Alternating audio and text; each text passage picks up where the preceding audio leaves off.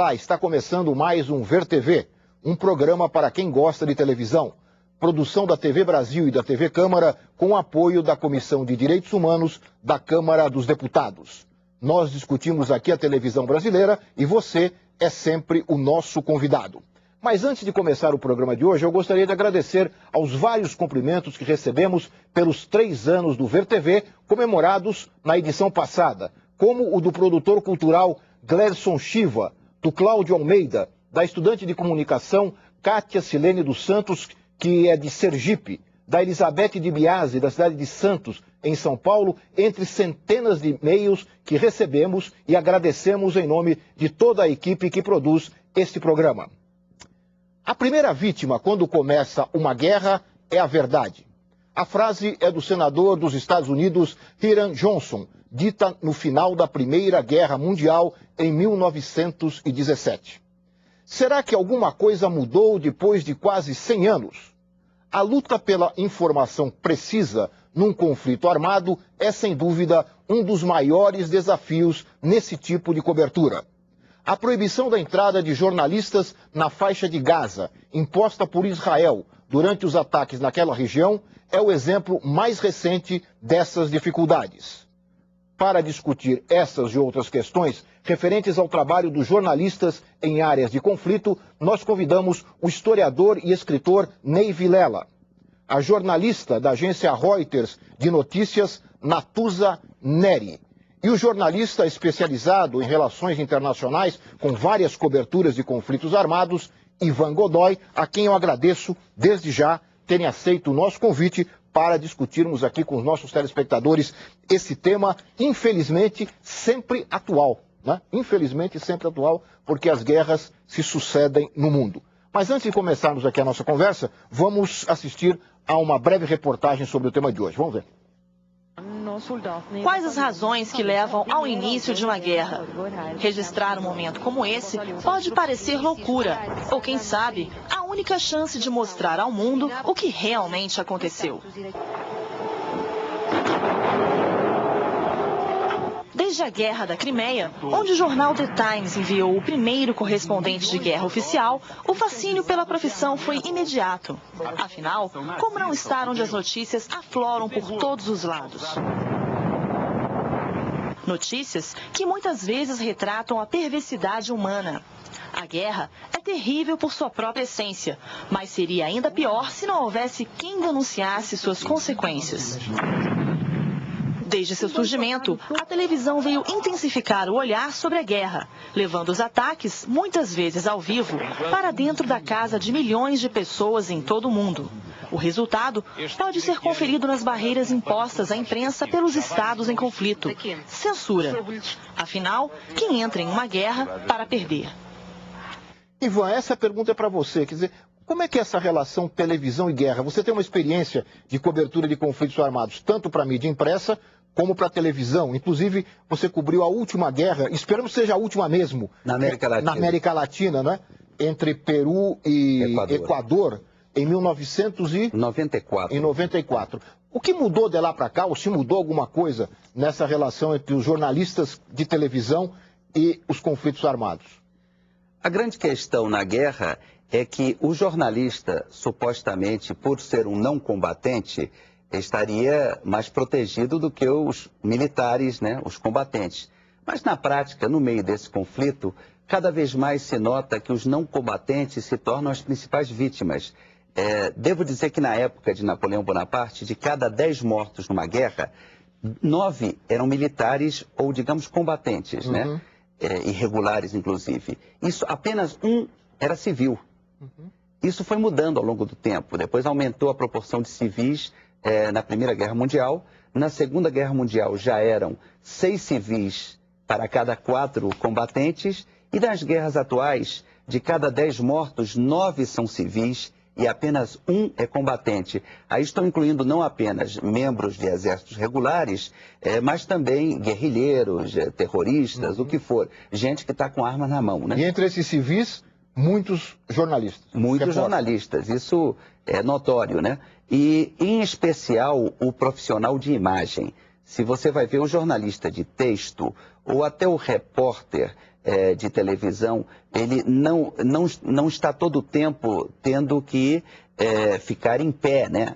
Ele pode se proteger. Agora, o fotógrafo, o repórter cinematográfico, ele tem que se levantar, ele tem que mostrar o seu equipamento, né, para filmar ou para fotografar. Às vezes, por engano, ele pode ser atingido, porque, dependendo da distância, podem pensar que aquela câmera é uma arma, né? E podem atirar. Há um fato notório, também famoso, aquele repórter cinematográfico que filmou a própria morte no Chile. Não foi exatamente no golpe de 11 de setembro, foi um golpe prévio, foi uma espécie de ensaio geral que aconteceu um pouco antes.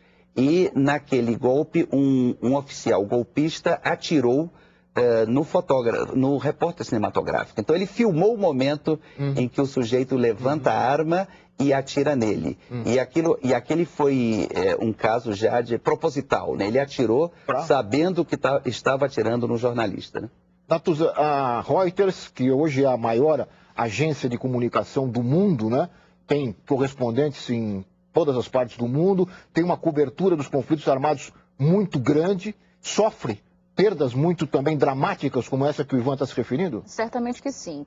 Eu me recordo que 3 anos atrás, cerca de 3 anos atrás, foi uma preocupação, inclusive editorial da Reuters, a quantidade de, sobretudo, fotógrafos mortos em guerra. Tanto que se produziu um documentário delicioso, inclusive, de um dos nossos correspondentes, que é fotógrafo, que fica cobrindo o conflito na faixa de Gaza. Eu não tenho notícia se esse repórter em especial conseguiu ir até a faixa de Gaza, porque foi proibida a entrada de repórteres. Agora, o que se verifica e o que é muito interessante, e é um fenômeno recente na cobertura de guerra, sobretudo televisiva, cobertura de guerra em geral, você tem um organismo novo na guerra chamado credenciados. Isso, eu ia te fazer essa pergunta, eu ia fazer para o Ivan, mas faço para vocês. Não adianta ter aquele colete, aquela press, ou então a bandeira, dizendo que o carro identificado como de jornalistas, isso ajuda? É isso que eu ia dizer? Ajuda, mas a situação tem piorado em cenários de conflito. Às vezes não se respeita a bandeira de imprensa. Eu sei que todo mundo, todo repórter de guerra agora é obrigado a usar capacete, colete à prova de balas. Ele tem que se identificar, e no caso dos Estados Unidos, todo repórter da imprensa americana, ele é obrigado a usar uma credencial amarela. Ou seja, coloca o repórter numa posição de desvantagem, porque ele vem com os combatentes americanos, ele vem com o exército americano. Então ele tem um olhar orientado na guerra, ele tem um olhar do atacado. Ele tem um olhar do inimigo. Então já não se distingue mais o repórter do combatente formal. Sim. Eu gostaria de colocar também um historiador. Quer dizer, você teve um trabalho, né, de pesquisa, justamente em relação à faixa de Gaza, que é o fenômeno de guerra mais recente. Como é que você, como historiador e como pesquisador, vê a cobertura, não é só essa atual, mas toda a cobertura de televisão? O teu trabalho foi exatamente sobre a cobertura de televisão na faixa de Gaza, antes desse último ataque. Exato, quando Israel devolveu alguns territórios que havia tomado na Guerra dos 6 Dias. O que a gente observa é o seguinte: primeira coisa, no que se refere à televisão, a televisão ela vende o quê?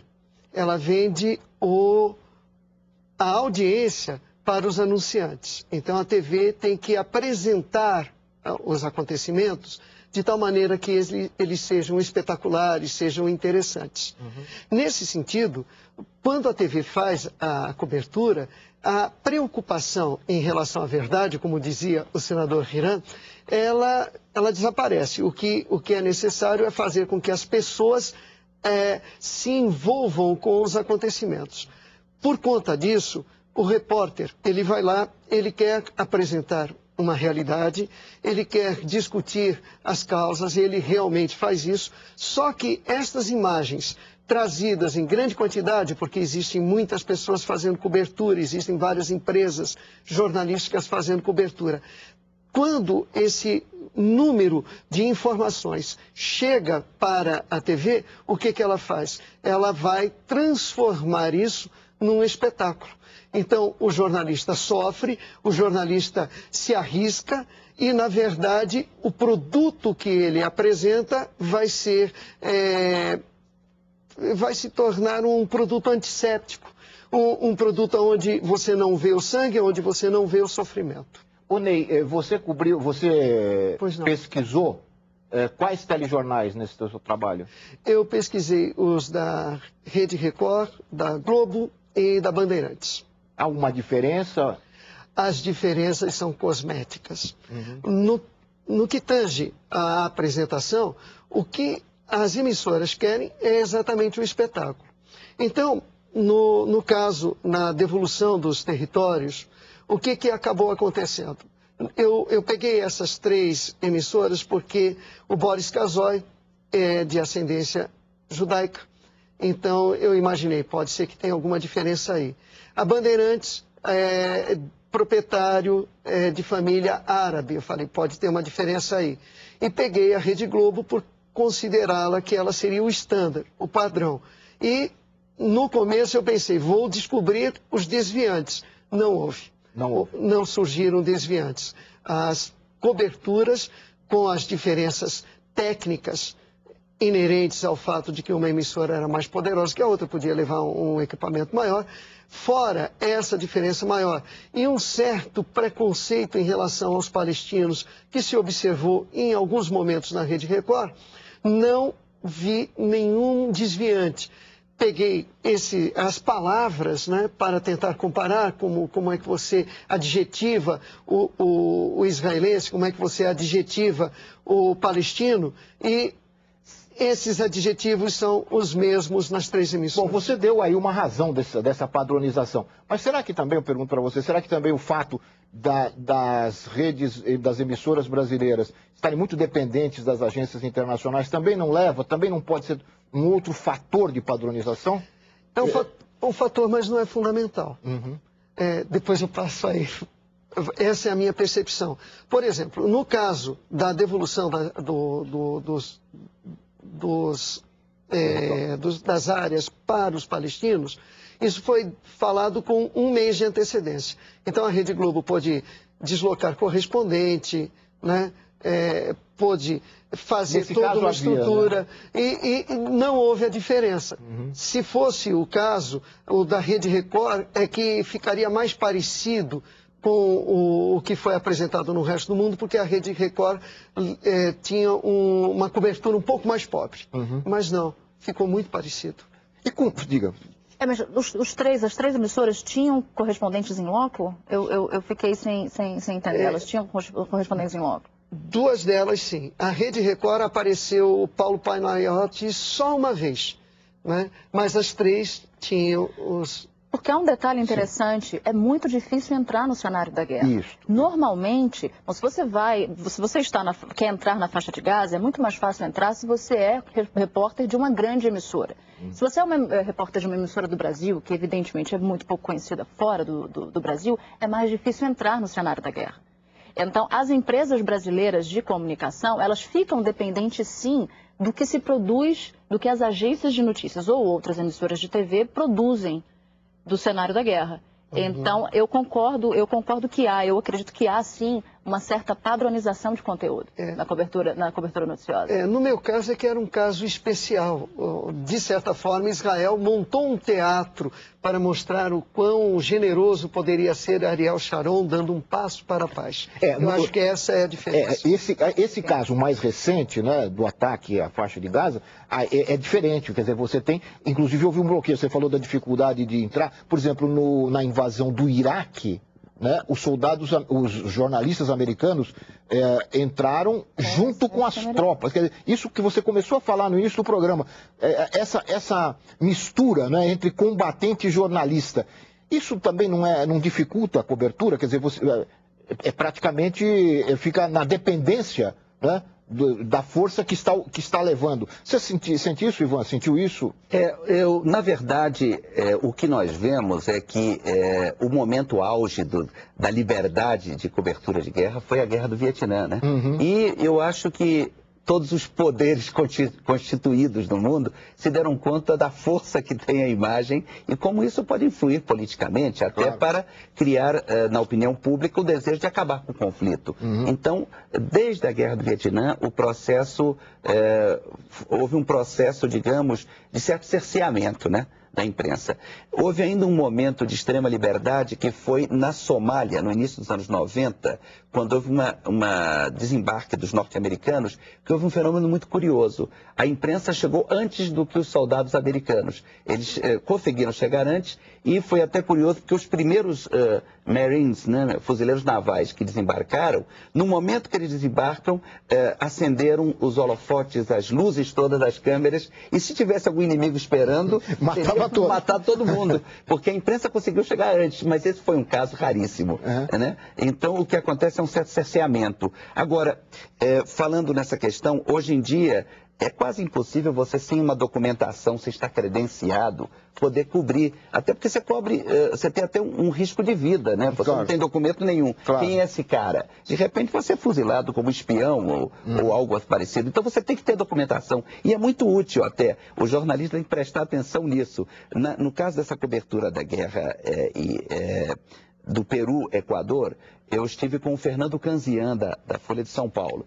E a gente teve o cuidado de pegar uma credencial com um general lá importante.